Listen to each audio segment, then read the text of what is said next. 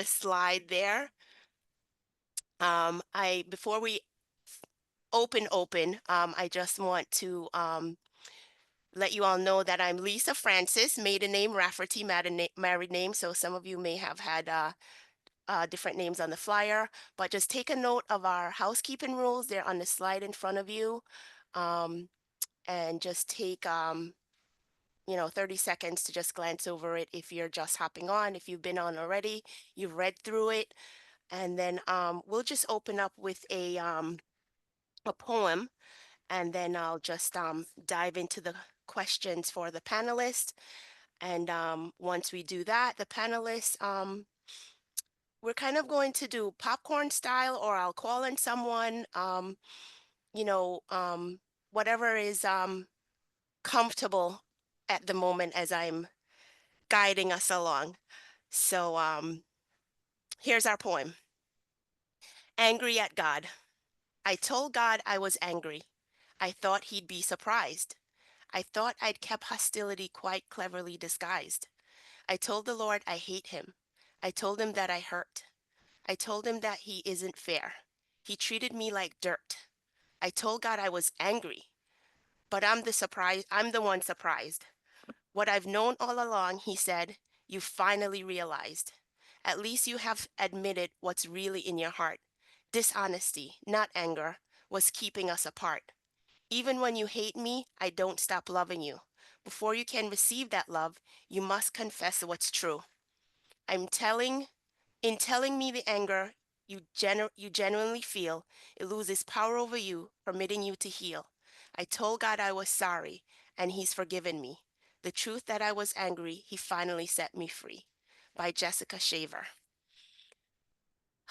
Let's just take a moment and digest that. That speaks volumes to us, right? So, the first slide we have up, inspiring women leaders in mental health and service. We have Cherie Dublin, founder and Divine Professional Counseling LLC. Cherie brings a wealth of experience in mental health, family services, school counseling. She empowers clients with practical tools and strategies for emotional well-being and fosters positive change through her warm, supportive practice. Shelley Moses, Master's LPC, licensed professional counselor specializing in women's concerns and couples therapy. Shelley uses tailored approaches like cognitive behavioral therapy and dialectical behavior therapy, helping clients with emotional regulation, self-worth, stress management, coping mechanisms, assertiveness, resilience, work-life balance, and life adjustment. Diane Ramsey, General Secretary, JAGC Region 1, a dynamic individual committed to service.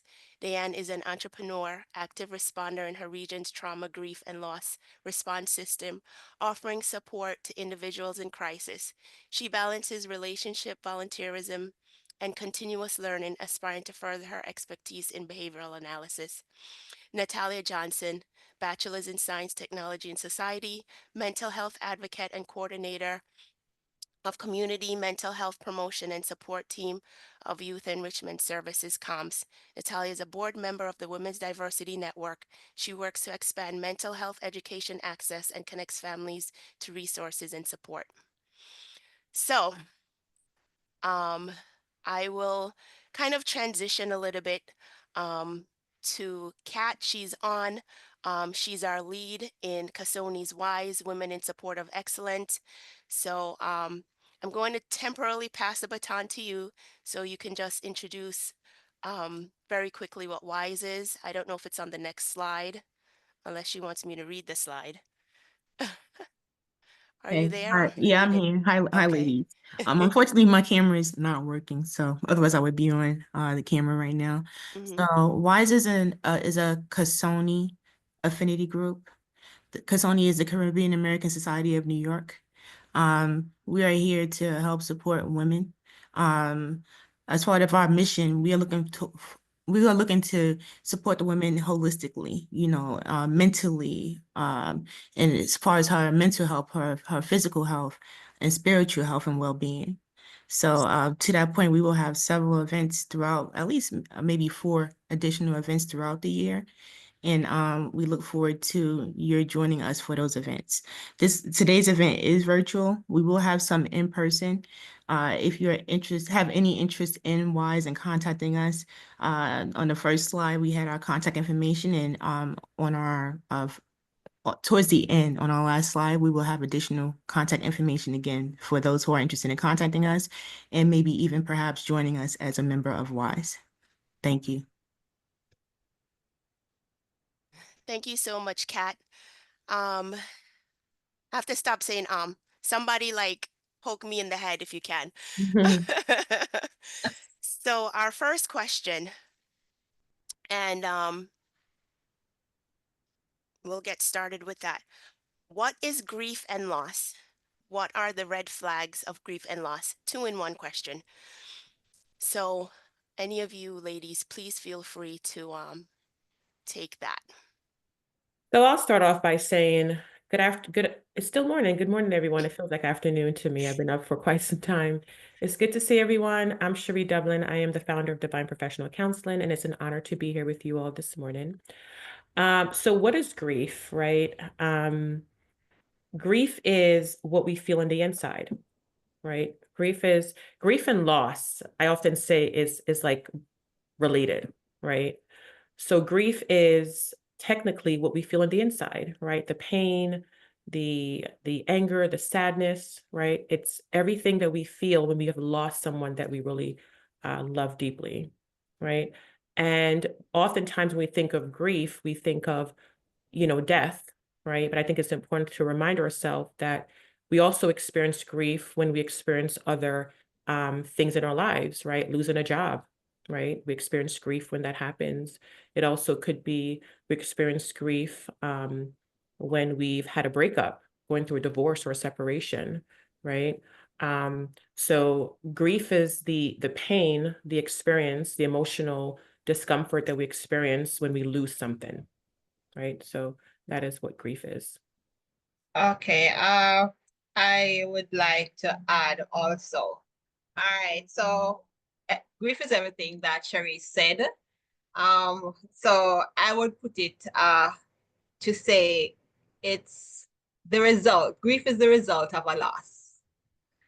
So it is the result of. So it is the loss, then grief, and then something that Cherie has not yet mentioned, which is the mourning. And mourning and grief is something that people oftentimes get confused. Right. So it is grief, the emotion, loss, the actual thing that is no longer there, is no longer present in your life. And mourning now is the representation, whether it is that you're crying or wearing black. And this is what persons often look for to decide whether or not you are grieving. Wonderful. Thank you so much, ladies. Before I move on to the next question, any of the other panelists want to jump in? Nope. Okay, we'll move along. What are the stages of grief, and is it necessary to go through all of them? Yes. All right. So it depends on whose theory you're using. There are a number of theories concerning grief. However, I identify with Kubler-Ross, Elizabeth Kubler-Ross, that speaks about denial, anger, bargaining, depression, and then actually just basically transitioning and moving on, or in other words, acceptance. You have basically, when you read all the other theories, whether, some persons have 4 main processes, you have those that have 6, but it all boils down to the same thing. Yeah, and I'll go through them really briefly, right? So there are 7 stages of grief. And you're correct. There are several different individuals that have somehow made sense of the 7 stages, but I think it comes down to these 7, right? And one of the questions that Lisa also posed was, do we have to go through all of them? But I'll just go through them really quickly for those panelists and participants to visualize, right? So we don't have to necessarily go through these 7 stages in order. There are times that one will experience different stage at different times based upon where they are, right? But in order for us to go through the grieving process in a healthy way, oftentimes we could expect individuals to experience these stages at some point during the process, right? So the first one is shock and denial, right? This state of disbelief and numb feeling, right? So during this process, this stage, individuals will experience shock or denial, right? Where they are emotionally numb, they're not open to experiencing what's actually happening. And that's oftentimes a way for our psyche to protect itself from experiencing what's actually happened. So there's a delay. We'll also experience pain and guilt, right? During this stage, you may feel that the loss is unbearable and that you're making other people's lives harder because of your feelings and needs, right? So we experience pain and guilt. We'll also experience anger and bargaining. During this time, you may lash out, telling God or higher power that you'll do more, right? You'll do anything they ask if they only grant you relief from this feeling or even to have that person back, right? We also experience depression, right? During this stage, this may be a period of isolation and loneliness during which you process and reflect on the loss. So individuals may get to a place where they experience deep sadness and depression. Then we move towards the inward turn, right? At this point, the stage of grief, like anger and pain, have died down, and you're left in more calm and relaxed state. This is a downward turn during the process. Then we may get to reconstruction and working through. During this stage, you begin to put pieces of your life back together and you're able to move forward. And the final stage oftentimes is acceptance and hope. And during this time, this is a gradual acceptance of a new way of life and a feeling of possibility of the future, right? So these are the 7 stages. And we all can kind of go through them at different times. There's no set time to go through them. It's just based upon the progress that clients make during the certain stage and being able to work with them so they can navigate each stage successfully and in a healthy way. Okay. I really appreciate those explanations because sometimes we interlock them, um, or our families are trying to help us, and they're not understanding which stage of grief our family or friend is in, and so is not able to be there to support them in whatever stage they're in, because we don't know what it is and be able to apply the right support system for them. So I thank you for explaining that. um, the second part of that question, you wanted to go back to, is it necessary to go through all of them? So I don't I know think if any of the other panelists wants to just jump on and take on the second part of that question. Yeah, I would like to share. Good morning, everybody. Again, this is Shelley. I just wanted to say that there's no right or wrong way to grieve. You can go in different stages, bounce around back and forth, and sometimes people don't make it through all the stages. Everyone's experience is unique, it's not linear, and it just takes time. So I believe that it's important to be able to make it through each one of the stages when you're talking about healing and growing and making it to a part where in your life where you're dealing with the grief in a healthy way. I think that as each one of the ladies explained each stage of grief, it's important to understand that you might be going through multiple stages of grief at the same time. And it's very difficult sometimes to identify which one you're going through without the help of a professional or someone to basically sort through what that looks like.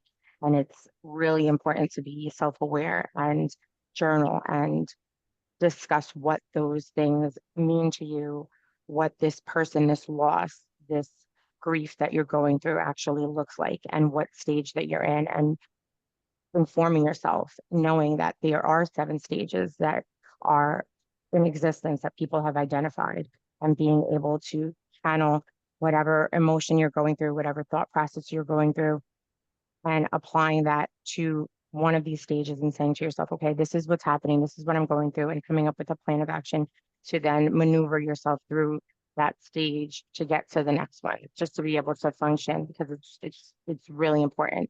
And then you mentioned how friends and family can help. I think it's important to be able to communicate that, because you might want the help, you might not want the help. You might just need somebody to be there next to you, or just listen to vent. Being able to communicate that to your friends and family who want to be there for you is really important as well. And I kind of want to share this as we're talking about grief, right? That if we had to break down grief, it's important for us to also remind ourselves that so grief is let's say grief is the main experience that we have, but underneath grief, we also have different experiences too within grief, right? So it's important to remind ourselves that as we are navigating grief, that we're aware that we could also be experiencing what's called acute grief, which happens at the beginning of when you lose someone, right? So we oftentimes will experience acute grief at the beginning of a loss, right? And during this period, grief dominates our experience, right? So we may have panic attacks, right? We may have intense and really strong feelings where deep sorrow, anger, right? I think of the poem that Lisa read at the beginning of the segment, right? When I hear that, I think of acute grief, right? That's like deep anger, and anger towards God, and anger towards so many other things because of this loss. And that's acute grief, and that tends to happen at the beginning, right? And then we also will experience what's called integrated grief, right? And integrated grief is a lingering form of grief, right? Where the person has reached a place of acceptance, right? They can engage in activities and the loss doesn't preoccupy the mind, right? So they're able to, this tends to happen at the end of the grieving process, right? It doesn't mean that they don't think about the person that they have lost, right? From time to time, but they have just kind of learned to live with the loss. And there's a great sense of acceptance, right? There's still grief, but there's a deeper sense of acceptance, right? I think it's important for us to also look for when someone is experiencing chronic grief or what's called complicated grief. And this tend to happen when acute grief, the symptoms of acute grief continues to extend for a long period of time. So I'm sure we all know someone where they have lost it's been 2 years, or it's been 6 months or 2 years, and the person is still experiencing symptoms of acute grief, deep sorrow, anger, right? Having panic attacks.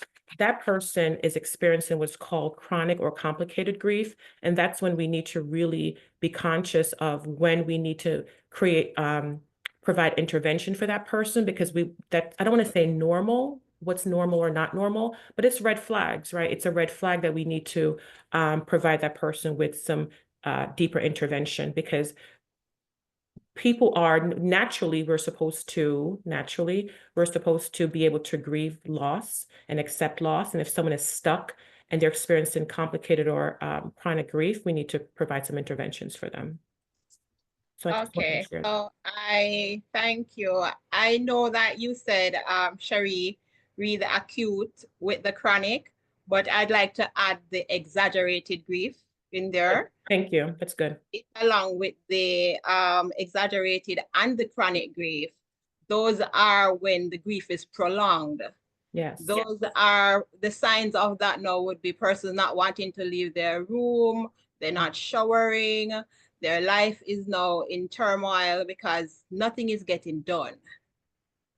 And this is, of course, the time that you would get intervention. For example, for the exaggerated, counseling should suffice, but when it is chronic, as the word suggests, then you know that medication may have to come in order to get that person back on their regular schedule or back to being close to feeling normal or Yeah. just functioning.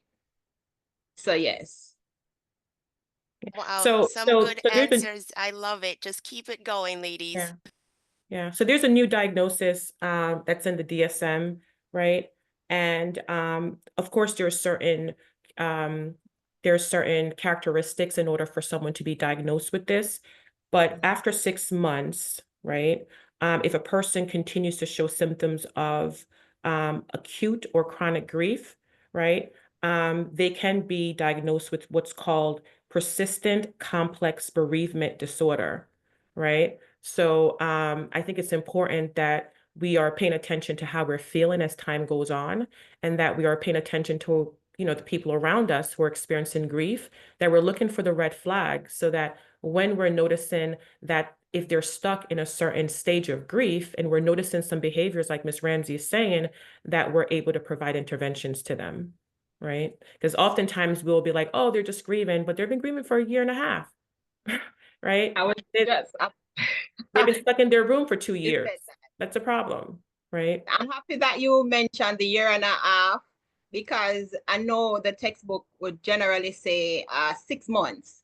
And I often get in trouble with that one because I'm trying to say, I said Elizabeth Kubler-Ross with the 5 stages, and you mentioned the 7 stages, which I like those explanations for that.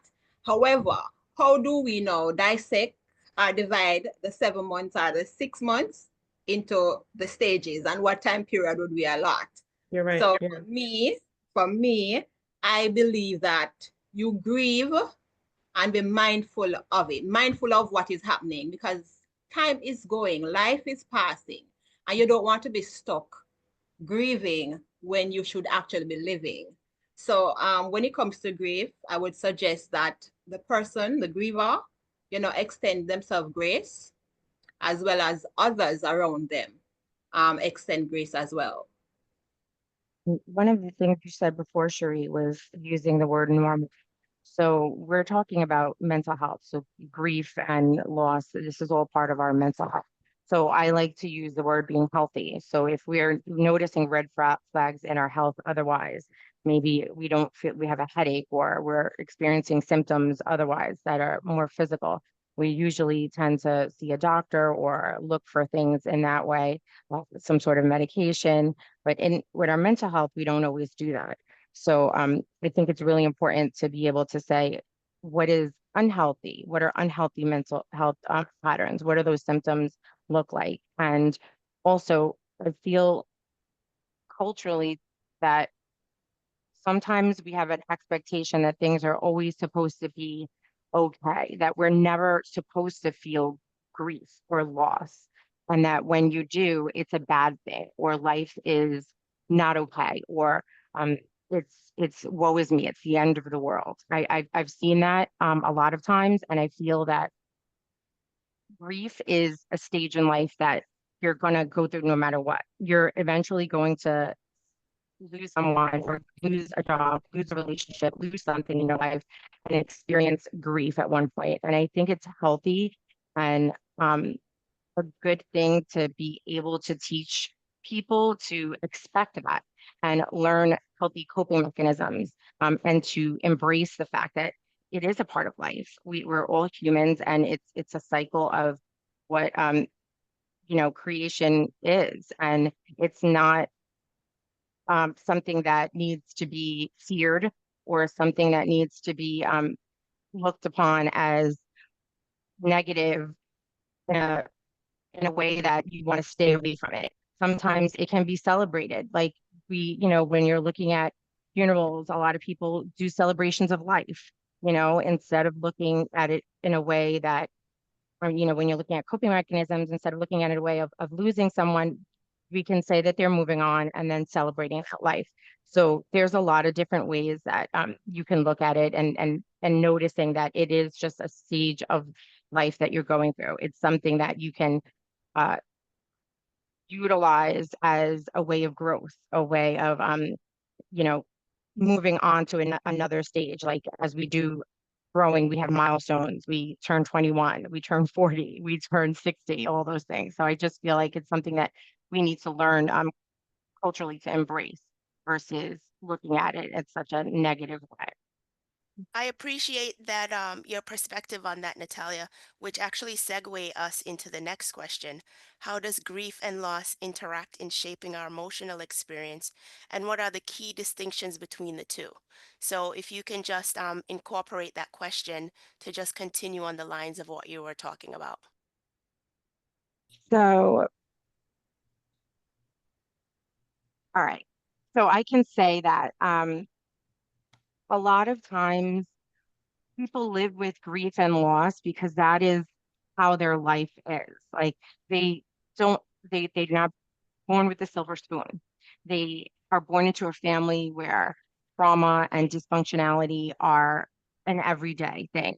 They may have made bad choices in their life and they have relationships that are unhealthy and they're not able to navigate their way out. So whether or not they realize it, they're living with grief because they have to be able to function in this life that they have. And then when traumatic things happen, it seems normal. So you've learned to regulate your emotions or you haven't. And it's really important to be able to say that you are identify before, like I said before, like identify what am I feeling? What does this look like? What are the cycles that I'm going through? And how does this affect my behavior? Is this healthy behaviors? Is this a cycle that I want to continue in? And how can I put things in place? How can I put support systems in place and make better choices? And where do I find these supports? Where do I find the help? To be able to do that and the information, because a lot of times we have access to so many different things, especially with social media and being able to utilize artificial intelligence, even just jump on ChatGPT and ask ChatGPT for, you know, how do I get through this? That it's important to find the right fix. Things that are science-based, that are evidence-based, things that are healthy for us, and not just paying attention to some of the, I'll use the term fake news or things that someone just said that's opinionated and not necessarily going to be healthy for us. If that answers the question correctly. If Okay, anybody else is I add something. All right, Yes, so please go ahead, Ms. Rose. I believe that by now we have established that grief is personal. How you experience or express grief is going to be based on you, the relationship that you had with the person or with the thing, or your personality. Not everyone is going to display grief in the same way, even if they do display. For example, I would have mentioned to members of the panel when we met to introduce ourselves that I have been personally affected by grief in a lot of ways. All right. So for the viewers who may not be aware, I would have lost 7 members of my family in 6 months, in the span of a year, 12 months. And I handled each of those differently. So there were persons, and you had mentioned, I believe you had asked me the societal thing. There are persons who don't believe that I grieved my dad the way that I was supposed to, or which was traditional or stuff like that.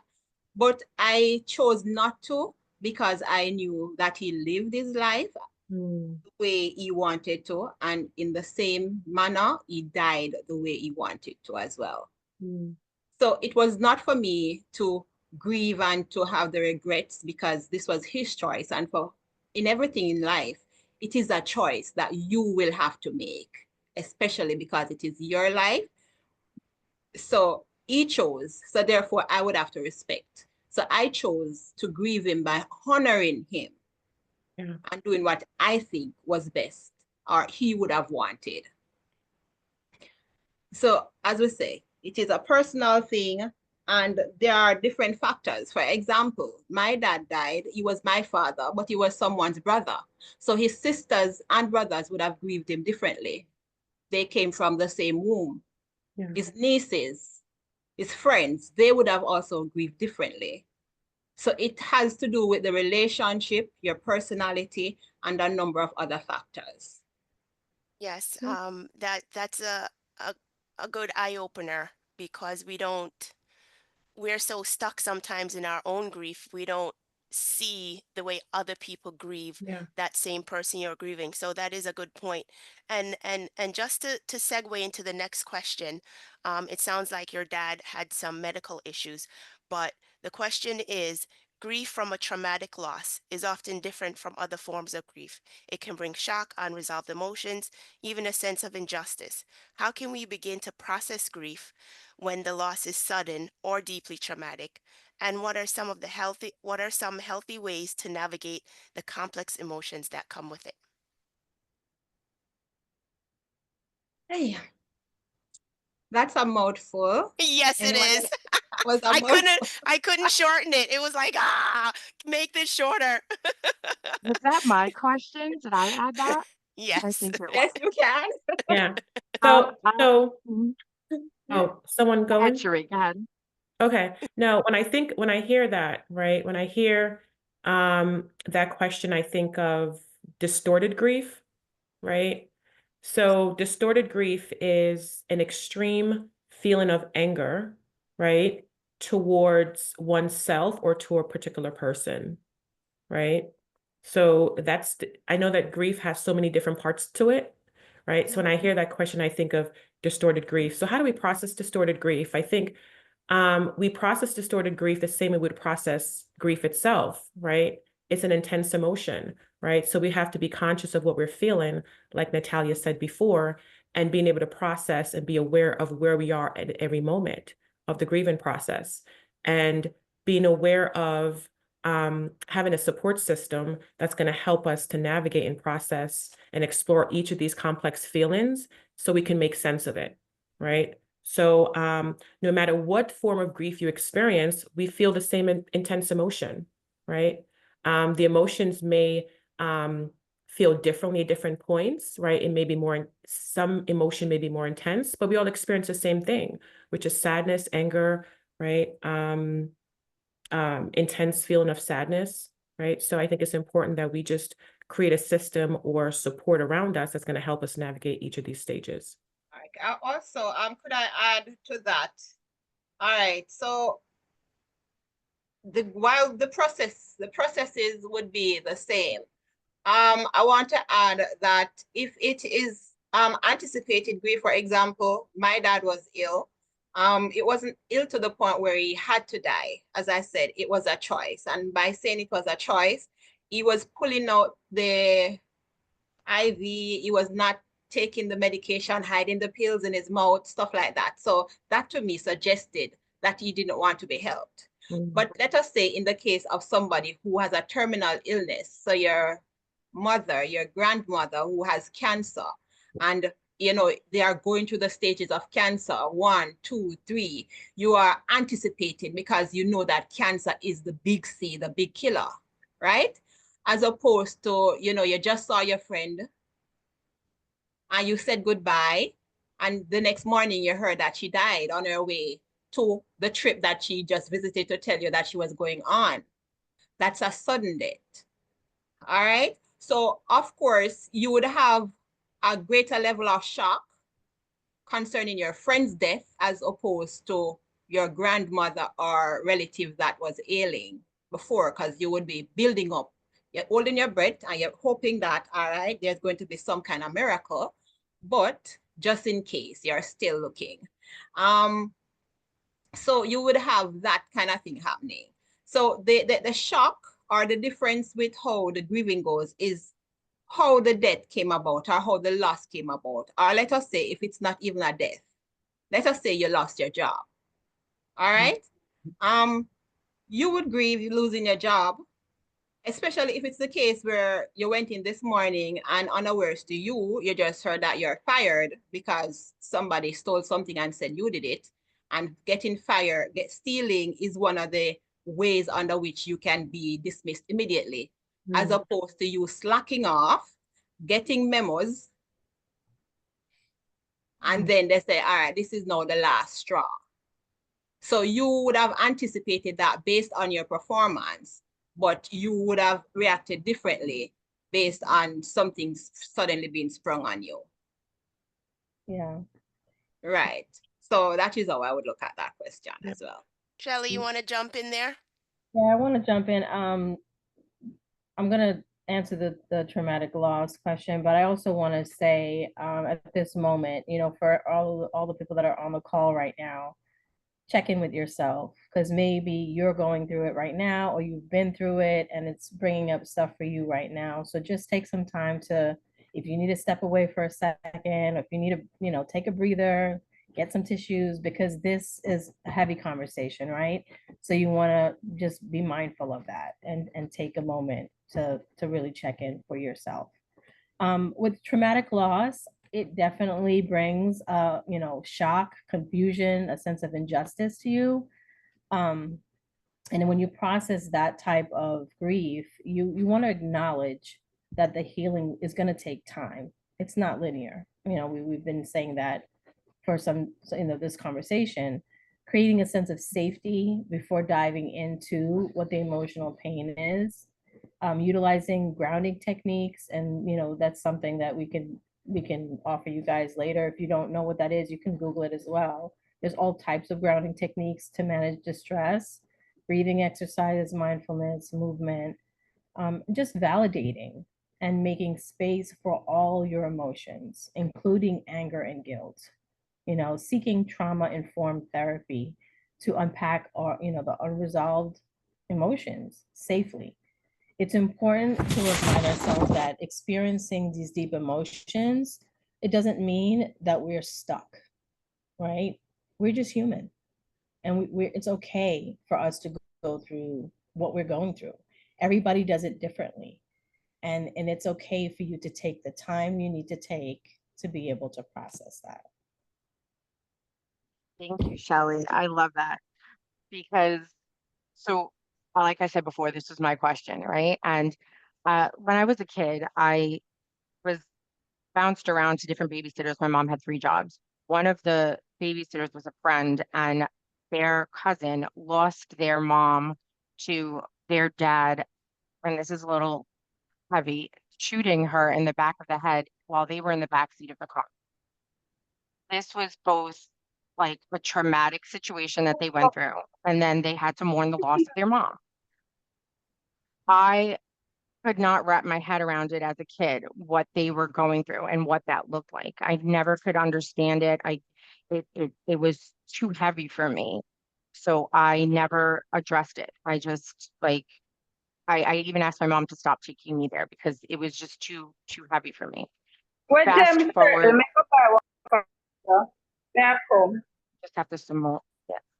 So fast forward years later, while it's not the same situation, it's the traumatic loss and then, the grieving of my grandson, who we unexpectedly lost. And while on, I guess we lost him in the backyard. He drowned in our pool while my daughter and myself were home. That is both a traumatic loss because I woke up to her screaming when she found him, but also I lost my 2-year-old grandson.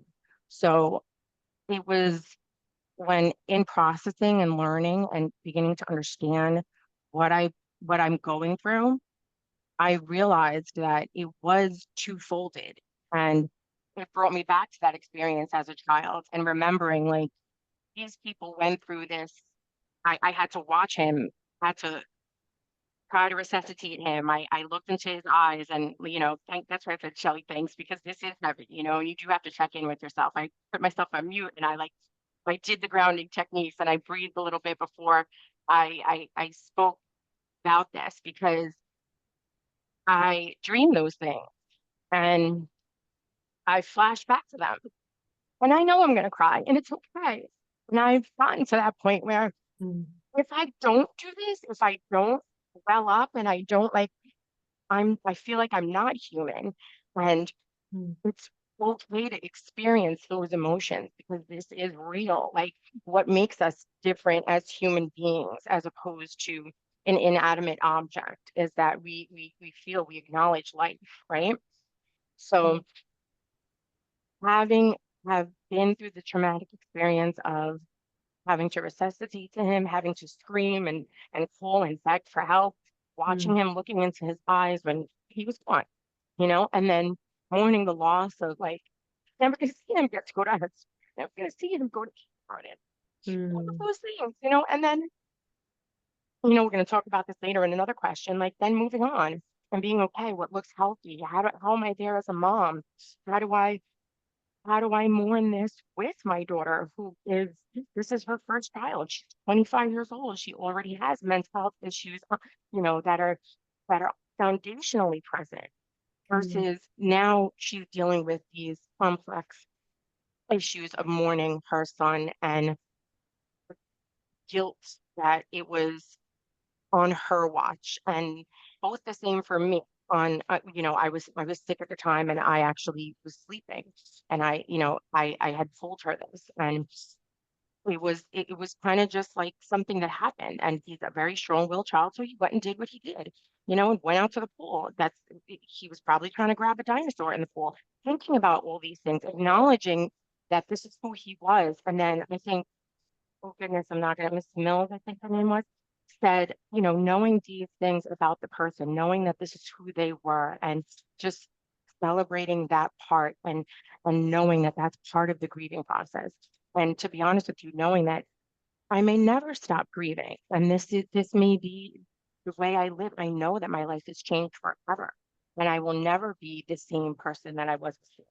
But learning what this new version of me looks like and how I'm able to walk with grace and composure and confidence, and not feeling like I am a victim of this traumatic experience, or of grief, and that I'm less than because of it, is something that I'm still learning to accept, and trying to hold on to, because it takes one person to to say something to negate it, and then you have to build it back up again. It takes that one seed that's planted, and then you have to dig it up because you don't want that there.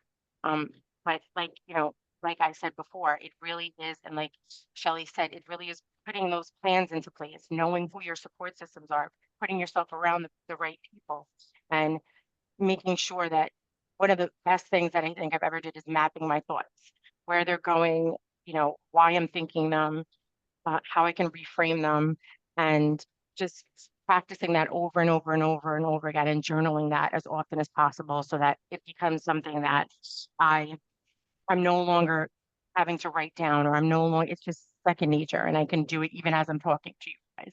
So yeah. Thank you so much for sharing that, Natalia. This has been a very heavy question. So let's just pause a moment and just let's all practice our self-care, our mindfulness, and then we'll come back in about 30 seconds.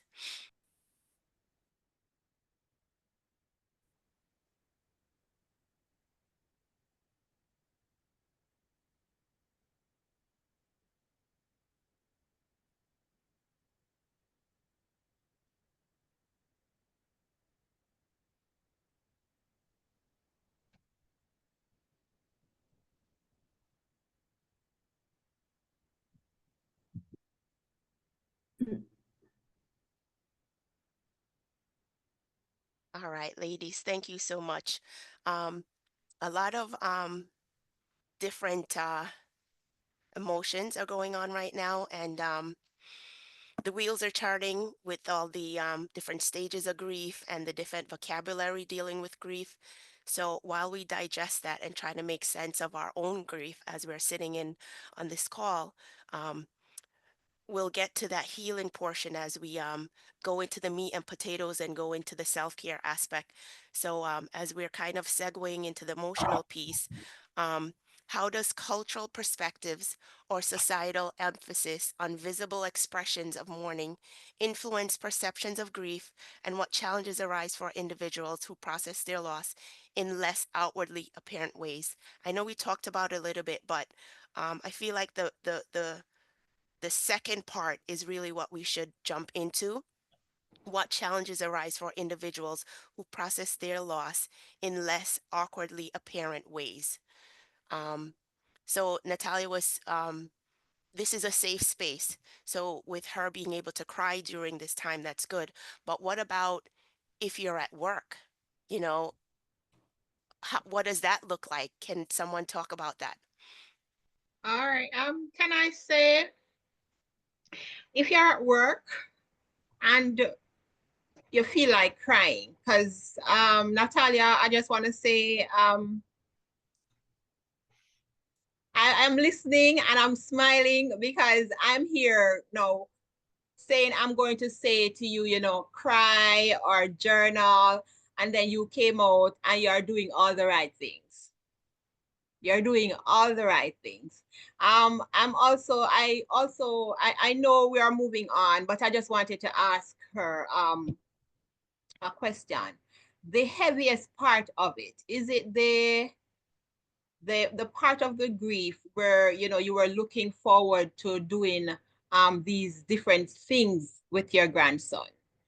You're looking forward to the man that he was going to be.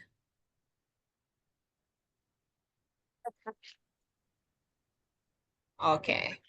It's it's why, if I was working, why couldn't I just be in an office? How come I didn't tell her, you have to come, you have to come? He was he just came out of the pool and he didn't have any clothes on. He had a towel wrapped around him. And I said, you have to go to your mother, like, go get your clothes, like, go put on. He was like, no, no, mommy. So I remember everything about that whole day. And I was the last person to see him. I was the last person to talk to him. And I fell asleep. I was sick. I was not feeling well. I'm pretty sure I had a UTI. I get chronic UTIs. I've had a lot of uh, health issues in my life, surgeries, in and out of the hospital. It's the guilt. So, like, why am I not a healthier person? Why was I not, like I said, she's had mental health issues. That she was diagnosed with a borderline personality disorder as a teenager, and only recognizing what that looked like now as an adult, as I've gotten into mental health advocacy and accepting that she actually has that. Again, culturally, I'm Puerto Rican, my husband's Jamaican.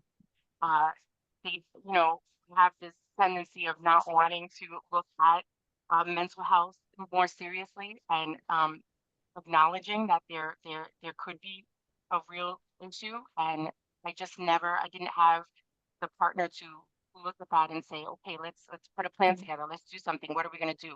So it kind of just got pushed to the wayside and the problem just got worse. So I was afraid to tell her, hey, come get chosen. His name was chosen young. Out of all the names in the world, his name was chosen young. So it's the guilt. It's the, why was I a young mom? Why was she a young mom? Why didn't I say, come get him? Like, you know, I just, I, I didn't think, you know, why wasn't the side door locked? Why didn't I hear him come out of the side door? Why didn't I make sure that my husband put the meat at the side of the pool? It's all the shoulda, coulda, wouldas. And then when I talked about reframing, it's me stopping myself and saying, you cannot do that to yourself. You cannot say it like that. You cannot. And that is the thing I do daily and multiple times a day. And then I have to, we talked about giving yourself grace. I think you said it before. And Yes. others giving you grace. I have to give myself grace and say, okay, it's all right. You're doing it 15 times a day in one day. It's okay that some days you only do it once. It's okay that there's up and downs and in and out. All of that is okay. And you have to be okay with that being okay. Because sometimes I'm like, I don't want to deal with any of this. Like, I don't want to have to deal with why do I have to do this on top of being at work and not being able to cry? Just having finished my bachelor's degree and trying to get into a master's program, and this was supposed to be for him, right? It's supposed to be like, I can't have my grandchild looking at me and saying, okay, I need something and I can't provide for him in that way. And here, he's not here. Like, all those, it's the guilt.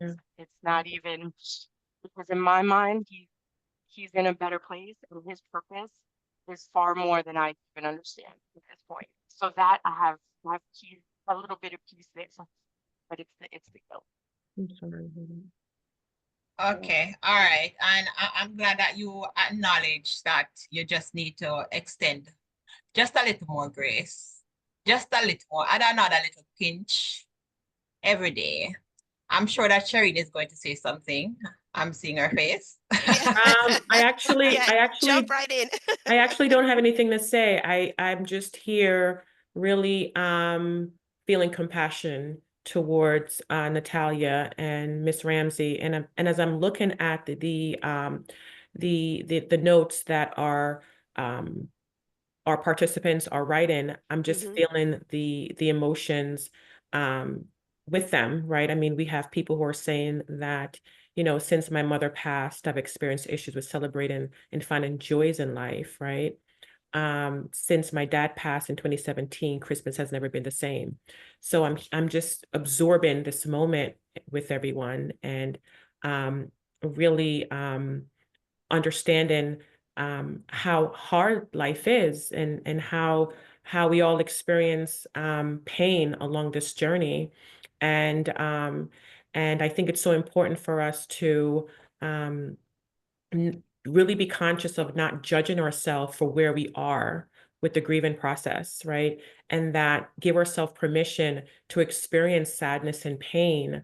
And because that is a representation of the love you have for that person that you lost, right? So it's okay to be sad. It's okay to recognize that life has changed for me, right? But also trying to find purpose. And I heard Natalia saying that what brings her some peace is knowing that he has a higher purpose that I can imagine, right? I think it's important that we find something to hold on to, right, in this moment, right, that will allow us to still move on and enjoy life, right? Because the people that we have lost, they want us to be okay, right? They want us to enjoy life.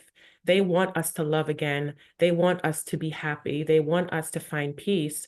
And I often say that we have to remind ourselves of that, right? So finding something to hold on to, so we are able to continue with life until we meet again, until we meet them again.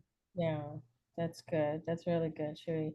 I wanted to add, sometimes people don't have the greatest support system in their circle or wherever they are in life. And so it's important for us to try to find that, Yeah. community resources, being referred to a therapist that can guide and help you through that process, or support groups.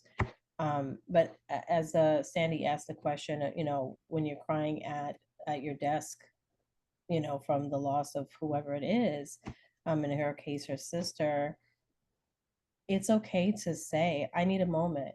I'm going through a grieving process, and you don't have to give all the details to those who you're around, but you need a moment. You got to step away, go to the bathroom, take your time to gather yourself and come back when you can, or acknowledge that if you can't make it through, what you might need to do in that case, and take Yeah. time to step away and say, listen, I need to leave early, because if you can't function, you can't function, Yeah. Yeah, yeah. I agree. Right? Just I don't want to be not empathetic to what we're on, but in the Interesting. for time's sake, let's jump on to number 6, only because we can sit on this last question till next week.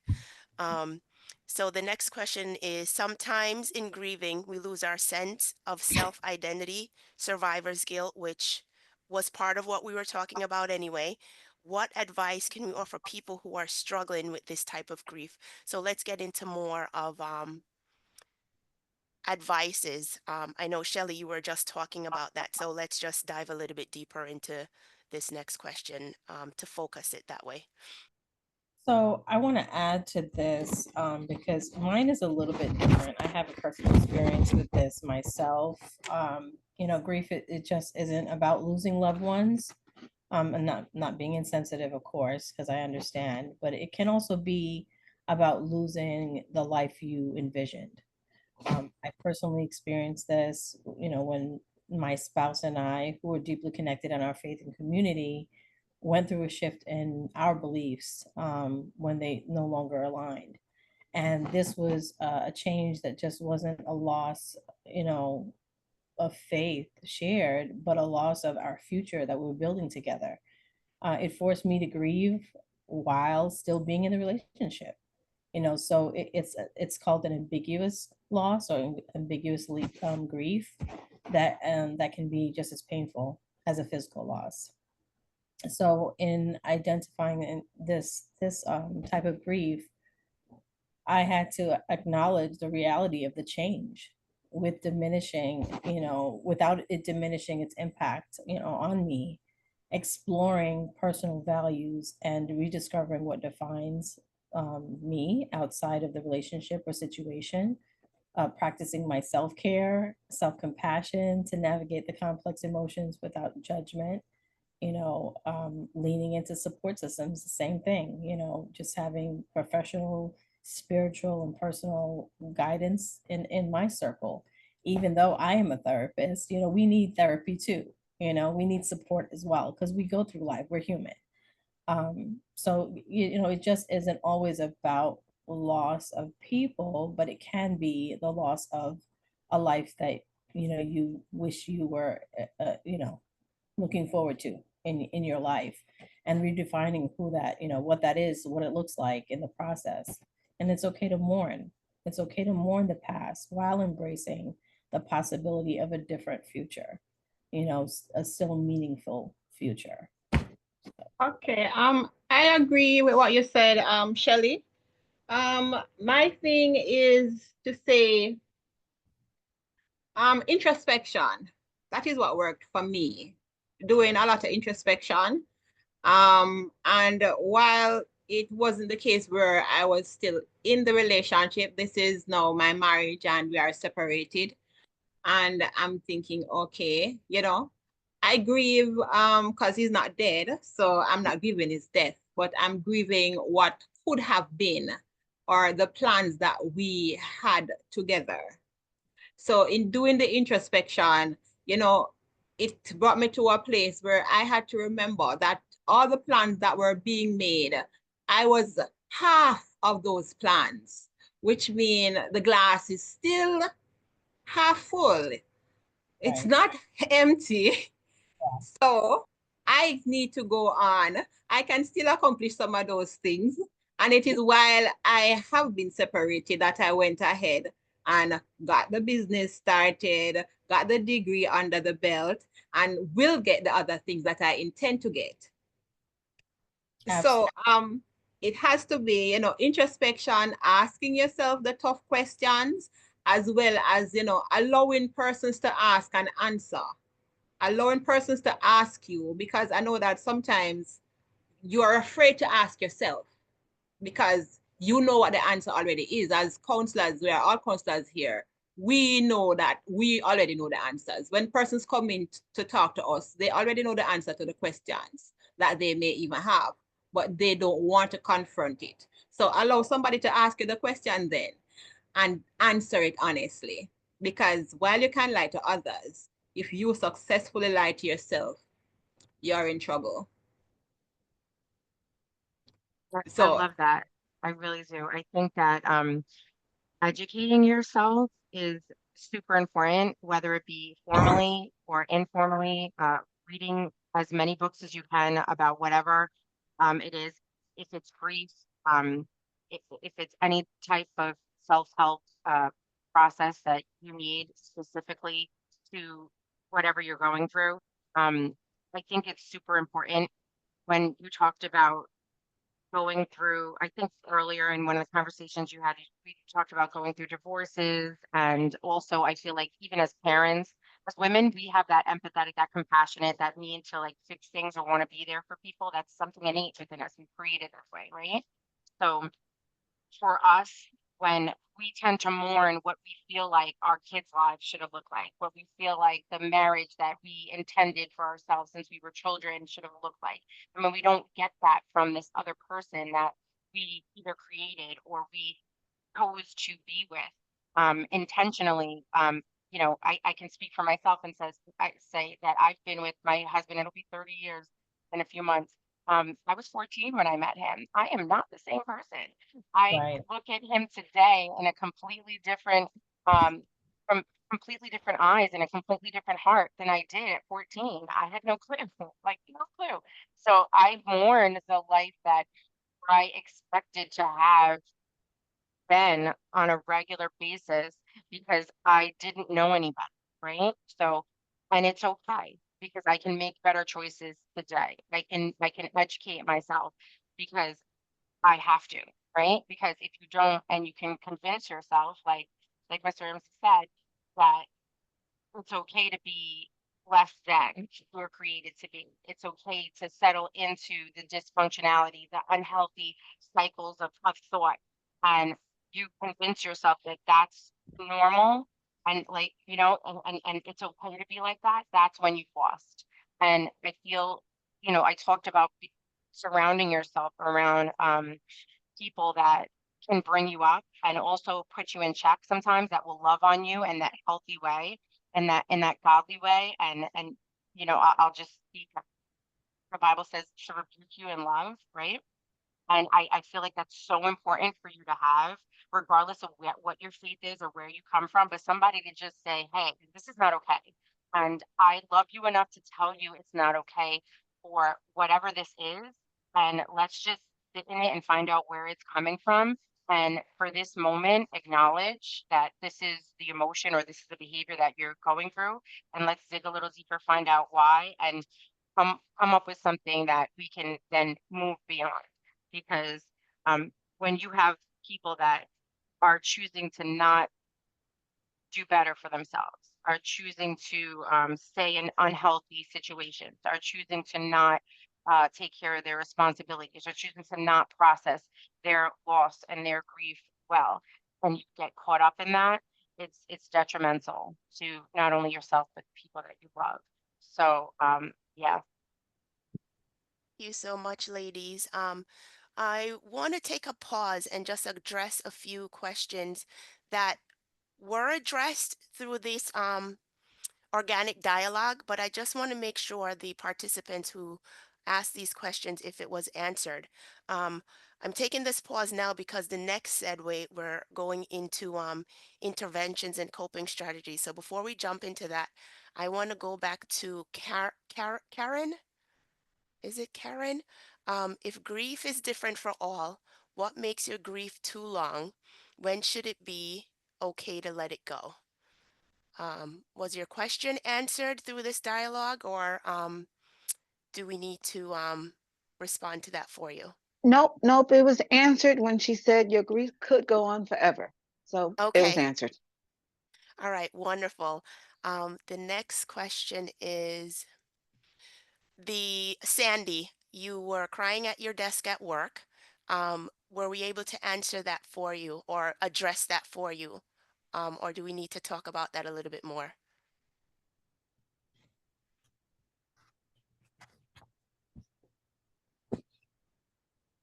I think she's coming on.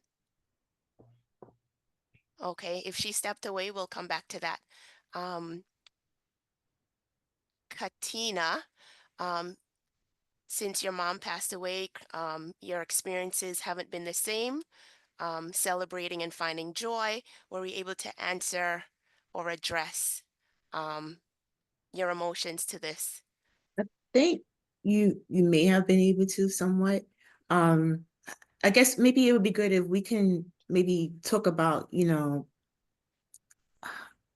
guess maybe extend the discussion to cover, that I guess ways that it's okay for us to, move forward and to experience joy and maybe ways that we can cope.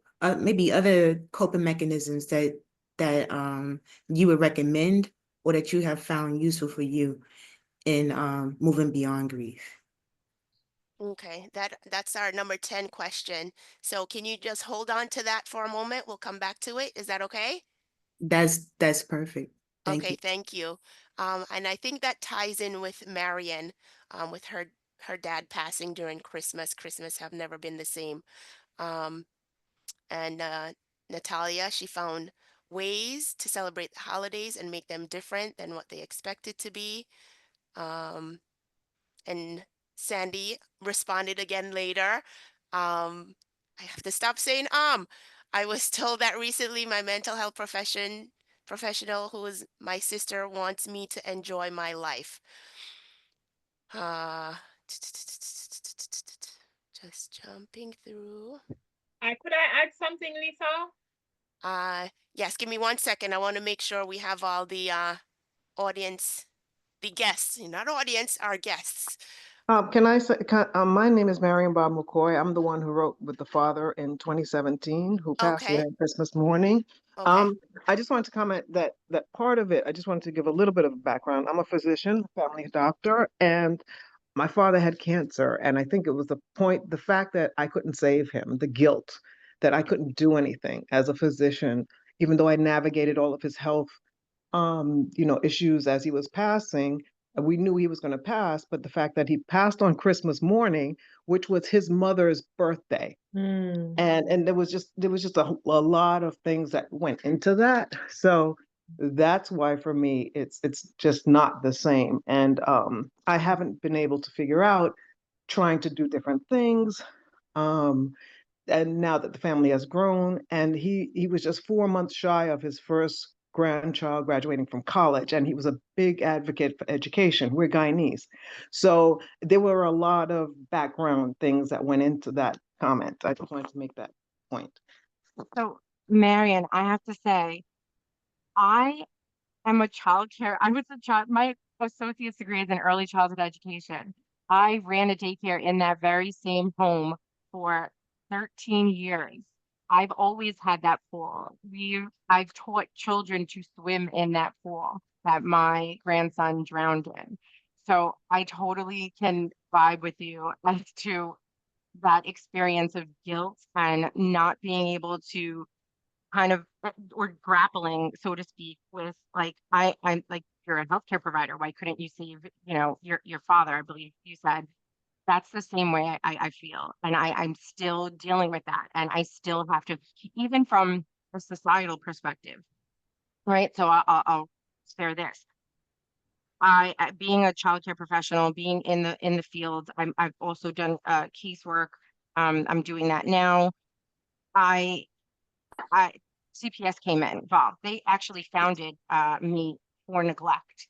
I That right there was it was like a punch in the gut, in the face, like somebody kicked me. Like I felt so beat up when I got that letter in the mail, and I had to sit with it, and I had to allow myself another grieving process for, I think I took 3 days. I just stuck with the fact that 3 days is biblical, right? Certain little things you grab onto when you don't have anything else to grab onto. And that's, I find myself like 3 days, all right, this is what we're gonna do. I'm gonna allow myself 3 days to deal with this, and then I'm gonna move on. In whatever way that looks like. And I had to say, as a professional, I get it. I get it. There were certain things that I should have thought ahead of time, that lock that door or check to see if the door is locked. Call his mother into place before you decide to fall asleep. But there, at the same time, I felt violated because no one was in that house with me. No one knew what was going on. No one knew, and I feel like I can say for you, like no one knew what your dad was going through. No one knows the makeup of his body or his lifetime experiences. So it's not for us to try to figure out, that's what I tell myself. That's what my process has been. Yeah. And just to really tell myself, hey, there's nothing that's going to change that. You are the best version of yourself that you can be today, and you will try to be the better version of yourself tomorrow. And no matter what anyone else's opinion is of you, your opinion of yourself is what matters the most. And if you can truly just tell yourself that you're doing the best and you've done the best, and I still talk to choose, like, I think I'm always going to do that. I think it is what it is, like, and I say, if I wasn't the best in that moment, I'm going to keep trying to be better and better and better, whatever that looks like, however that looks. So like I said, I totally should vibe with you on that. And I'm sorry that you feel that way because it's not fun at all. Yeah. I want to just kind of add to that because I think that oftentimes so many of us deal with the lingering feeling of guilt, right? That's like a big thing for so many of survivors. And I see that also in the comments that's being made. And I just want to say this as we're talking about guilt, right? That oftentimes we get so consumed with what we could have done differently, right? Going through mentally, what are the things that we could have done to ensure that we kept this person alive? And I think oftentimes carrying that burden is obviously not helpful, right? It's not, we know that it's not helpful. I think it's so important that we remind ourselves, right, that that only God has the power to give and take life, right? That even though we're experiencing this deep emotion, and I know it, I've lost, right? I've had some deep losses, that what helps me is reminding me that I have to remind myself that God gives life and he takes it away. And we don't have the power to decide or determine when he takes, how he decides to do that, or when he decides to do that, right? So I choose to give my burden to him. I choose to say when my thoughts come in as what I could have done differently, maybe I could have did this differently, or, I'm a physician, I should have known this, I should have checked these boxes, that I remind myself that God is in control, right? And I give that burden to him and I remind myself that I didn't have the power to sustain his life. I couldn't have done anything differently, right? And when God calls his children home, he's ready for them. And we trust that, right? We trust that. And that sometimes can give us some peace. And I hope that it does. Yeah, so true, Okay, Cherie. I would like As to add something, Lisa. yes, I was gonna say, Diane, just jump in, and then after you're done, then we move on to the next question. Okay, so it is for the other persons who would have said, they have had a loss and things, it's just not the same. You're not finding your joy or whatever the instance is. All right, one thing is for sure, one thing is true. That person is now missing from the picture. All right. And I'm not being insensitive.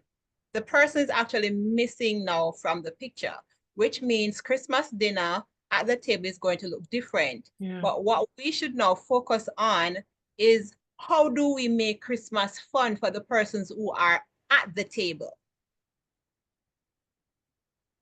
What is the memory now that we want to build? Because dad or sis or whoever it is would have left a legacy. What about that person that you believe that the persons who are now living and those who are not yet here, what about that person would you like those persons to know or to meet through you? Because I am sure that, stories will be shared as to how that person was and that kind of thing. Maybe you would want to try the approach of adopting the positives, the positive characteristics of that person, so that the others who are living or the others to come will know that person through you. I am in total agreement with Cherie, and I'm so glad that we had you just put God in the mix because he knows all. And the truth of the matter is we oftentimes blame ourselves for things that was just totally out of our control. Yeah. Yeah. That's a really good point. And I just want to say, one time. that's so good. And I just want to say this real quickly too, as it's kind of like in my spirit to say that oftentimes I feel like, we are expecting ourselves to go back to feeling and experiencing life the way it used to be with the person that was there, right? We want to get back to that point so quickly, right? And when Christmas comes or when anniversary comes or birthday comes, right, and we're feeling sadness, right, for a long period of time, we're like beating ourselves up and saying, why am I still sad? Why am I still experiencing these emotions, right? And I just want to say that, of course, it's normal to experience sadness during those moments, right? But I also want to say that we can begin to create a new sense of being, right? We're not judging ourselves or beating ourselves up for feeling sad, but we're beginning to accept in a new space, a new energy, a new place, a new emotion, and that's okay too, right? As opposed to saying, I want to be happy again on Christmas, right? Or I want to feel this way again. It's okay to just kind of go with the way the emotions are going and creating a new space of being and understanding that as time goes on, it will get better, right? And trusting that we have the power, we have the energy to, and as time goes on, we get better and that we get healed. So I think it's important to do that as opposed to saying, oh my goodness, every Christmas I'm really sad. Why do I feel sad? It's okay, right? Just kind of saying it's okay to be here in this moment. And as time goes on, I trust and believe that it will get better, and allowing that to sink in and become the new norm for you. So That's such a beautiful answer, Cherie, and it actually segues us into the coping section of our discussion questions and topics. And that question is, when do you seek out interventions and what are effective coping strategies for grief and loss? So while you have the mic open, can you just talk on that a little bit? And our time is 12:21 p.m. So let's just be mindful. We have 3 more questions. If we don't get to them, that's fine. But let's try to be able to touch on some the coping and the healing part now of why we're here today. All right, go ahead. Thank you.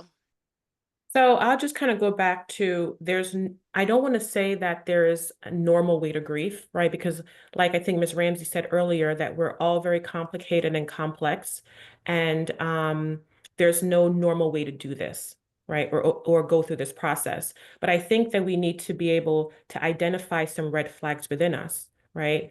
When we are noticing that we are maybe stuck in a certain stage of grief, right? Where we aren't able after a few months, right? I often say, the diagnostic tools use the 6 months as a benchmark, right? I think we need to be that's a good benchmark, but it's okay for it to kind of extend depending on where you are, because again, it's complex.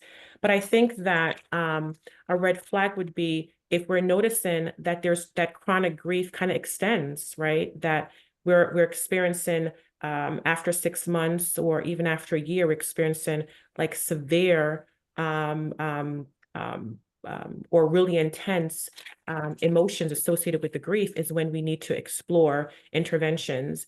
And it's important that when you are looking for a therapist, that you're looking for one who really specializes in loss and grief, right? As clinicians, we have our degrees, but we have specialty areas, right?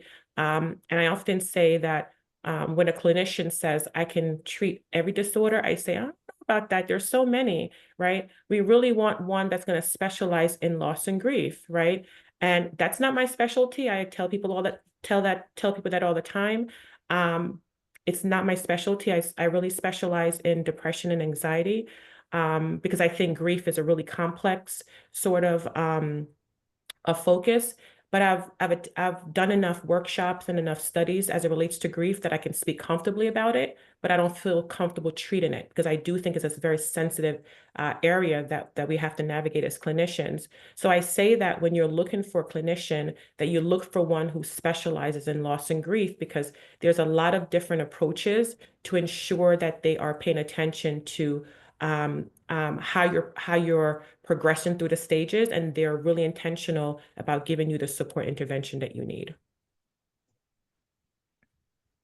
Okay, I will add to that when it begins to affect you negatively, that is a time that should be a wake up for you. Not just you, but also the persons around you. For example, it's affecting your job. It's affecting your relationship with others. It's affecting how you relate to your kids. And this, of course, as Cherie said, is just happening over a prolonged time, prolonged period, exceeding 6 months. So that is when you definitely need to reach out to someone. Or let me say this, I'm hoping that other persons may be paying attention.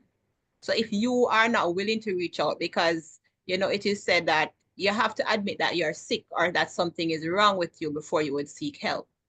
And oftentimes persons who are in this stage of grief, nothing is wrong with them. They are just grieving. So hoping that someone will be paying enough attention to know that, hey, we need to seek intervention. We need to call a little meeting. There's something that we need to do to pull you or to get you to see what's going on with you. Thank you so So, much, ladies. so a lot of times in this culture, we do things in society, I'm saying as a whole, we do things reactively, right? And one of the things that I've learned to do is try to do things a little bit proactively. So I really find a lot of help and mindfulness in different ways of journaling, right? So all of the things that both Sharia and Miss Ramsey said, I don't know how to say your first name. Is it Diane? Deanne. Deanne. Okay. That's why I keep saying Miss Ramsey. Out of respect too. So Deanne, have been saying also are forms of journaling, right? So having maybe, and I'll be honest, Canva has a lot of this stuff. There's a lot of things on Etsy. There's stuff all over Amazon because people are now marketing, digital content. But things that you can look at daily and say, what do my feelings look like today? And just checking in with that. There's something called the feelings wheel, which identifies, with different words, what that, am I happy? Am I sad? It goes down to give you all the vocabulary for it. And looking up what the definitions of those feelings look like. And another question prompting, what do my relationships look like? How do I feel about what my work looked like for the day before?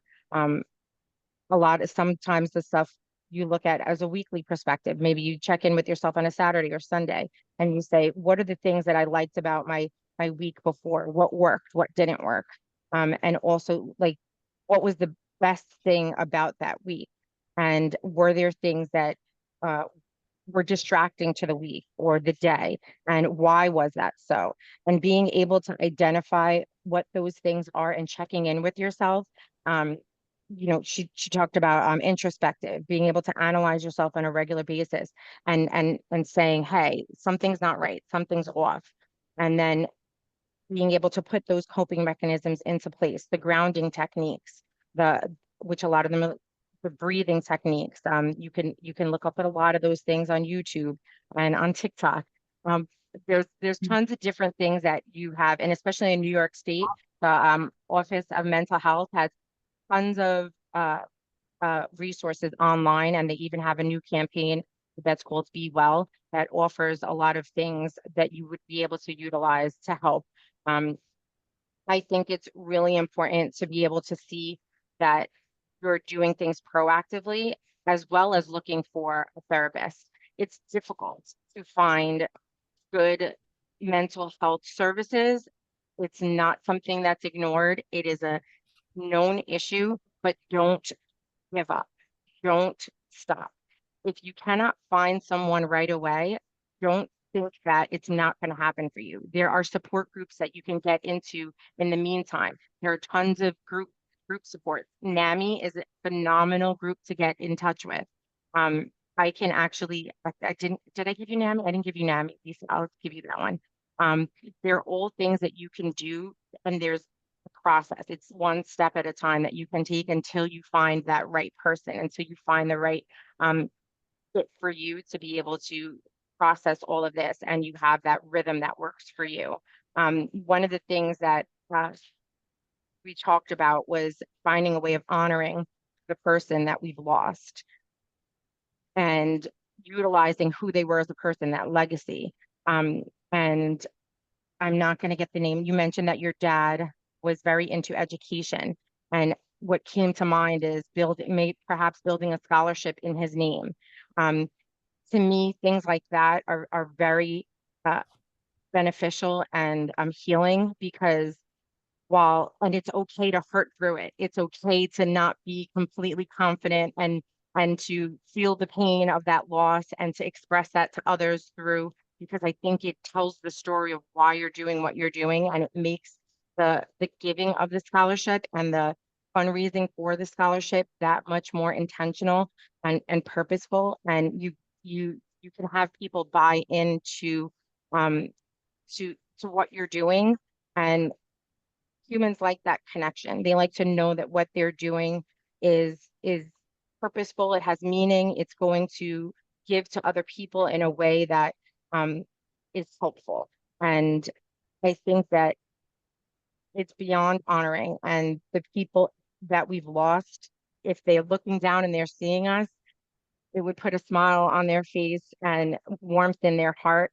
And I think it does the same for us when we look back and we see that we've done something and we're able to say, you know, I think to myself, you know, when we see God's face and he's like, you know what, well done, my good and faithful servant. Like I would say that to myself if I was able to do something to honor chosen. So yeah, I wanted to add that too. Thank you for those That's all those references. It answered question 8, which is how do you ensure that you are grieving in a healthy way? You're talking about breathing, mindfulness, grounding yourself. You also threw out a lot of resources that answered question number 9. What are your recommendations for identifying and accessing resources or support system to cope with grief? So I'd like Shelley to jump into that. Because I think that's more your specialty, mindfulness and healing and self-care. So I'd like you to jump in on that and add some more information and your thoughts. Sure, and this is a big thing for me. I'm a big self-care advocate. I went through my own journey, you know, with suffering from that and not really paying enough attention, so that I went around and I said, okay, no, I got to do something different. And now I dive into that wholeheartedly, and it's the first thing that I check in with all my clients about, because I don't think that we really check in with ourselves with self-care enough. We do, especially as women, we do everything else for everybody else around us, and we put ourselves last a lot of times, and we just keep on trucking. And so this is a big deal. I do a self-care assessment with clients a lot of times in the beginning, you know, after we do the treatment plan. And, you know, we start thinking about hobbies and journaling and making sure that you're acknowledging, you know, practicing gratitude is so vital to just everyday life, and knowing like, okay, there's something I can be thankful for. If it's my pillow, my blanket, you know, whatever it is, as simple as it is, I'm going to be thankful for something, you know. And I push that, and I encourage my clients to really take the time to do that. Using the emotion wheel that Natalia mentioned is a big deal for me too. I use the emotion wheel all the time. Feelings wheel, emotion wheel, you know, it's the same thing. And it has so many different emotions on that wheel. We don't acknowledge our emotions enough, and I think that that is something that we need to be conscious of. So a lot of my clients also, they will journal daily or a couple times a week just to check in with themselves. I do tell them a lot of times to make sure that they're doing it, you know, if it's their negative feelings, not to do it right before bed, because you don't want to go and have all those negative feelings before you got to go to sleep.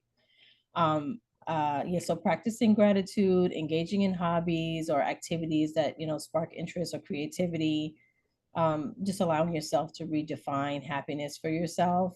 But one thing I wanted to really to check in about in this discussion, and it's wrapping up, is boundaries. It's so important for us to have boundaries with the people that we are in our inner circle, or maybe they were in our inner circle and they don't need to be in our inner circle anymore. You know, when you're going through the transitions that you're going through with grief, it's important that you have supportive people around you. If you don't have those people that are validating your feelings, normalizing what you're feeling, and allowing you to feel the grief and the mourning that you're going through, then you need to have those boundaries in place. You got to start pulling back, you know, from those people that they are, just don't give them as much of the space of the time that you once maybe did, you know. And when you do that, you will begin to feel okay. And at first it may be uncomfortable, it may feel weird to you, and it could be family, it could be your mom, it could be your dad, it could be your like your husband, it could be anybody. But you have to do what is necessary to help you to process and move forward in life in the best way you know how. And so that's one thing I wanted to say, that it's very important to make sure boundaries are in place. Thank you so All much right. for that, Shelley. Do you want to Could I share ask? anything? Yeah, I want to Yeah. say, Mhm. try to avoid, try to know yourself well enough to know your triggers. Right. What will trigger a negative emotion? And try to avoid those as best as you can until you are able to be or interact with that trigger without it giving that same effect that it did in the earlier stages. So it is good to be aware of self that you know what to avoid and when to avoid them as well. Very good. Thank you, ladies. Some good solutions. I just want to mention there's a slide up that offers some resources, some literature resources and support resources, whether it's state or private resources, and there's some contact information for some of our panelists. We do have one more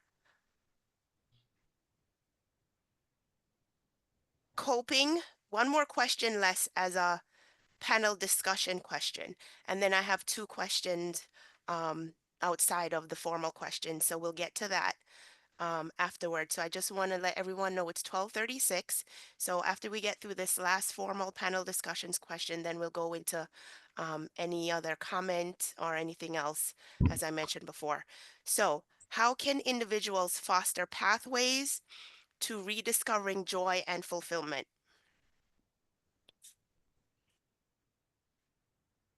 Anyone?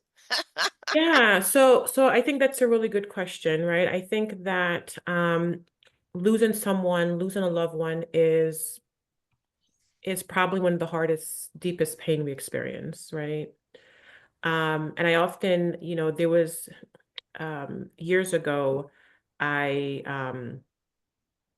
was doing a workshop on loss and grief, and something that stuck with me, and I always remember this, is we have to remind ourselves that we may have lost the person in our physical world, but we have gained them in the spiritual world, right? So if we're able to find peace with that, understanding that we've lost them in the physical, which is painful, and I get it, right? But somehow reminding ourselves that we haven't lost them completely, right? That there's still a way for us to find a way to connect with them in the spiritual world. It sometimes brings us peace. A few years ago, I lost my niece, and before she passed away, I had a dream, I had a vision that I saw her in another dimension. And my niece was born with cerebral palsy. She was nonverbal. She wasn't able to walk. But in my dream, I saw her chasing butterflies, right? But I couldn't speak to her. So I woke up the next day and I called her mom and I said, I had a dream that I saw Ariana chasing butterflies. I couldn't speak to her, but I saw her. She was on a sidewalk. And she died three weeks later. And each time I see a butterfly now, I'm reminded of her, right? And whenever I see a butterfly, I'm like, that's her visiting me, right? So I think it's important that when we lose someone, that we find a way to connect with them, right? We find a way to find joy. We find a way to still make a connection, either through dreams or through symbolisms that we may experience throughout the day. That's our way of finding joy in the loss. That can be a way of finding joy in the loss. And for me, that's been my way. Good. I love that. So I literally am holding my phone case that has butterflies on it and I buy butterfly clips. I was going to bring it with me today and I didn't. Before Chosen left us, we kept getting these butterflies, I think they're monarch butterflies, really. They just kept coming and being in this space, and they would literally like come right to him. And we found it just so profound and like amazing. And we were just mindful of the moment because we were taking the time to spend together. And so many things like that happened the 2 or 3 weeks before he left us. And it is very true to just be mindful and present and where you are as often as you possibly can be. And whenever you can take the time to do something to spend that time with them, like I said, I still foster chosen. Like I don't find it something that's abnormal or crazy as someone or anybody might have you feel. Like I don't think that's at all. Like you said, it's spiritual. Like people pray to saints and people have, come, we pray and we pray to God and you know, that person is still with you. Their life was purposeful. It had meaning to you, and their soul and who they are as a person still is with you, and it had impact on your life.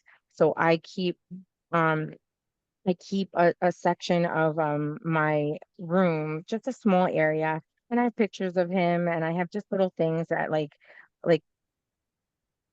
that remind me of him. Um, Gifts that people gave me, something very small, and like McDonald's toy that I would have given to him if he was there. Nothing crazy. It's not like, but just things like that. And then when I choose to, like, when something comes up and I'm like, you know what?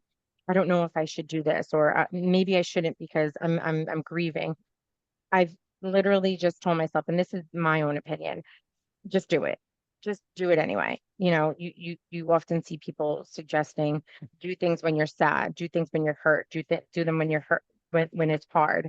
And I take that to be my reality now. I just do it because I've found that while it's difficult to get through your own mental space, when I do take the opportunity to experience these things, it's brought me so much more peace, so much more contentment. And if I didn't take the leap or take the step forward to do that, I would have missed out on the opportunity to live. And we are here and we do have to live. We do have to move forward, even if we are dealing with that loss. And it's super important to just make sure that we're doing that as often as we can. That's so good. And I know that Lisa had made a comment before, or it actually was Miss Moses, Shelley, was saying how important it is to practice gratitude, right? And oftentimes when we experience deep sadness, we can remind ourselves that I'm just so grateful that I was able to experience that love, right? That I was so grateful that I was able to experience that deep love for that person. So on Christmas, when I feel sad, I can remind myself how grateful I am to experience that love, right? As a constant reminder to keep us going. So I just felt the need to kind of to make that connection. I appreciate you saying that because I was going to just, keeping a note of the time. Um, what words of encouragement would you share with someone currently struggling with grief? And that was something, what you just said, Cherie, is definitely something that answers that piece of it. So if anyone would like to add to that, um, I'd welcome it. And also, we know that this is being recorded, so if anyone needs a copy of it, just send me a text or an email and I'll get that out to you. So I'll read the question again. What words of encouragement would you share with someone currently struggling with grief? Okay, I would say, as I said before, and it will always be grace, grace, grace. Offer yourself grace. Lend yourself to grace. Allow yourself to feel. Yeah, try not to, don't avoid it. Don't try to hold it back. If you feel like crying, go ahead and cry. Crying is healthy not only for the organs, but it is also healthy for the eyes. Um, on a spiritual side, try not to what should I say now? Try not to erect an altar. The memories for me, and I will say for me, the memories I hold of my dad, of my cousins, of my hairdresser that passed, of my grandparents, those are, etched in my mind. Right. So let us try not to erect a physical altar, but let the memories be a more spiritual thing. So that would be my encouragement. Anyone else would like to add to that? I just want to say, just be patient with yourself, right? As I hear that question, I think of patience, right? Oftentimes we want to rush through the emotions, the grief, and the stages of grief and go back to the life as we know it, right? Mhm. And in fact, life will never be the same, right? Accepting that life will never be the same. And how do I now have the power to recreate life and create the new life, right? I have the power to create a new life, a new sense of being, um, and being okay with that, right? I think that's really important. And how can we redefine grief? I think oftentimes when we think of grief, we think of, there's like a negative connotation with grief, right? How do we now move from grief to love? I grieve because I loved, right? So when I think of grief, I think of I love so deeply, right? So it takes the dark cloud away and it brings sunshine, right? And I think we have the power to determine how we want to experience life. We can experience life with the dark cloud over our heads, or we have the power to reframe, right? Change our perspective, right? Um, use our spirituality, like Miss Ramsey say, to bring the sunshine out again. And I think that at the end of the day, that's what we want for ourselves, right? And that's what we want for our clients and for the people around us, is to experience the sunshine again. And we can do that by being patient, redefining grief, right? Beginning to accept the fact that there are things beyond our control. We have to trust God and what He's done, what He's doing, right? Um, and self-care, taking care of ourselves is important, and knowing that better days is going to come, and we have the power to heal, and we will heal. We will heal. Yeah, well said. Um, just hearing all of the different struggles with grief, and just knowing that grief doesn't end, but there are ways to function in society, whatever that looks like, and just knowing that there's a lot of resources out there to address whatever phase of grief you're in is so important. And I'm so thankful for all you ladies for your time and your expertise in coming onto this panel. And those last words, Cherie, were so powerful. I want to take this time now. I think we have 3 slides of resources. I don't know if this is the first or second slide that was put up. So I'll just have Kat take over and just go through the slides really quickly. Okay, so this is actually the first slide, and what's presented here are books, authors, and also some resources that you may want to reach out to help you through grief, through different types of grief, and also based upon who you are.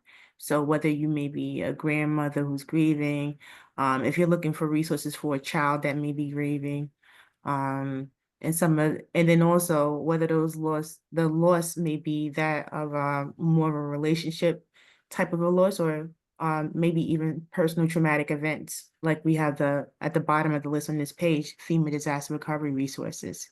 So I'll pause for a moment so that if you want to take a screen capture, and then I'll move to the next page, which also has some more literature and resources.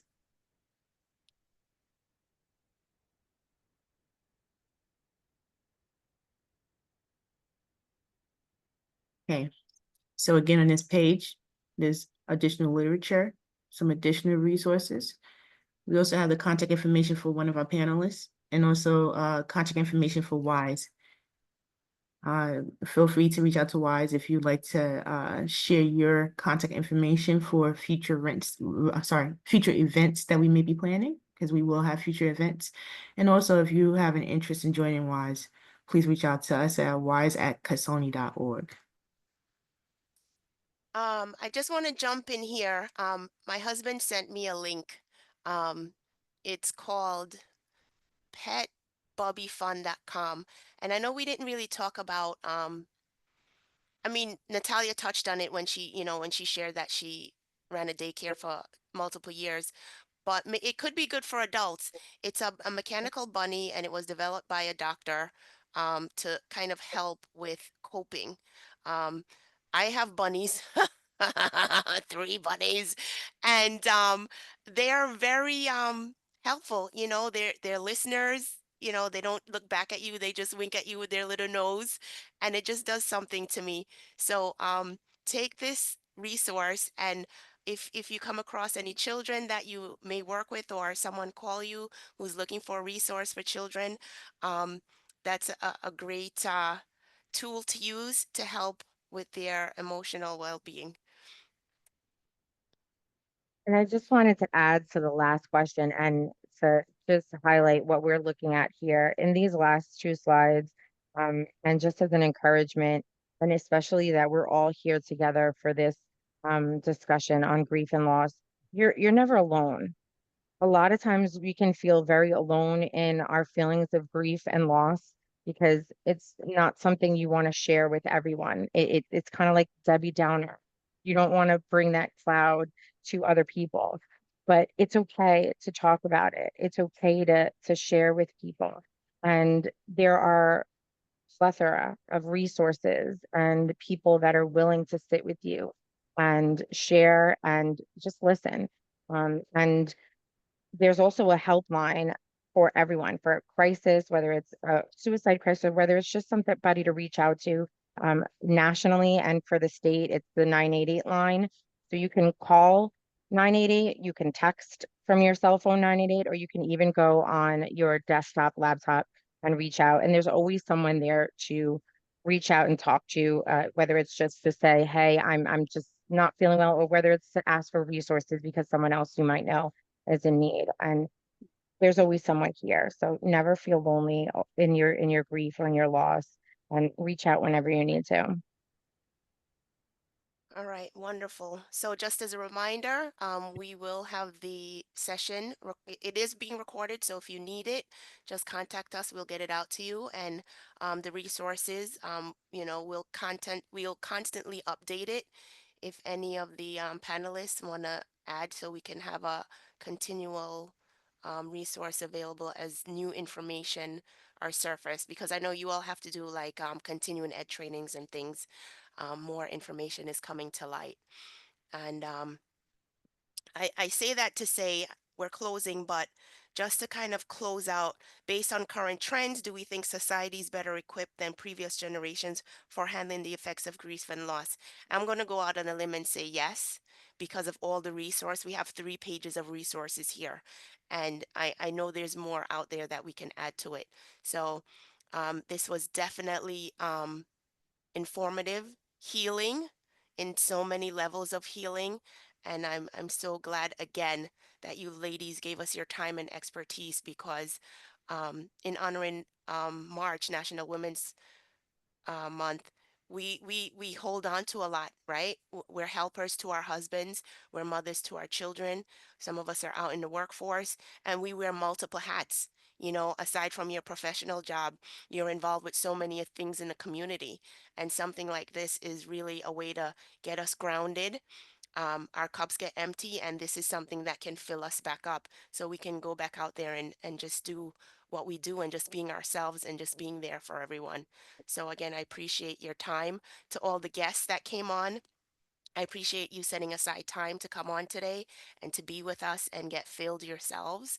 Um, and just thank everyone for their time and patience and love and support and all of it. Kat, do you want to close out with anything else? I just like to thank all the panelists and thank everyone for sharing. And I hope that you will enjoy the rest of your weekend.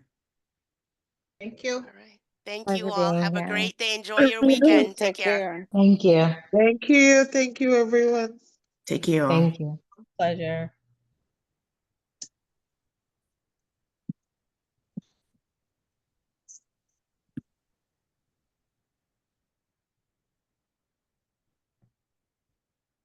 Okay, yeah, she's calling me now.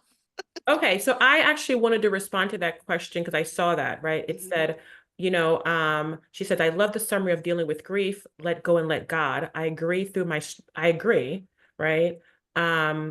Through my strong belief in God, I too get through my losses and love it. But there's a but. What about other grievers who do not believe in God? And I say, my response was to her, there are people, we respect that there are people who may not believe in God, but I think most of us believe in a higher power, right? So whatever that is, whatever we have to do to pull strength, right? Because when we lose someone, right, sometimes we don't have the strength to move on, right? So it could be crystals.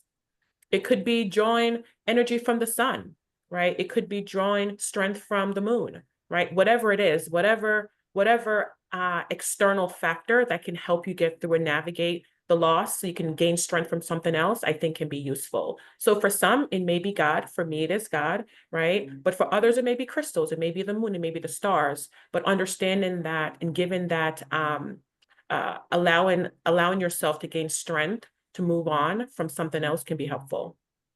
Yeah, I think people talk about a higher power, they talk about the universe, they talk about energies. A lot of people practice Reiki, sound baths. Those all have different frequencies. People more are talking about electricity and the fact that thoughts that it is scientific, the fact that your thoughts are electric, right? So being mindful and aware of all those things and even introducing people to that so that they can get a better understanding of what that looks like, it is also really helpful as well. Definitely. I think that a lot of the concepts that we get in various forms and in books that we see across, different platforms, they all a lot of times come from biblical basis, right? They just call it something else. So you can just negate the word God and just still share whatever it is that you were going to share anyway, and just take God out of it, and ask them, ask, the client or the person, whatever, what do you believe in?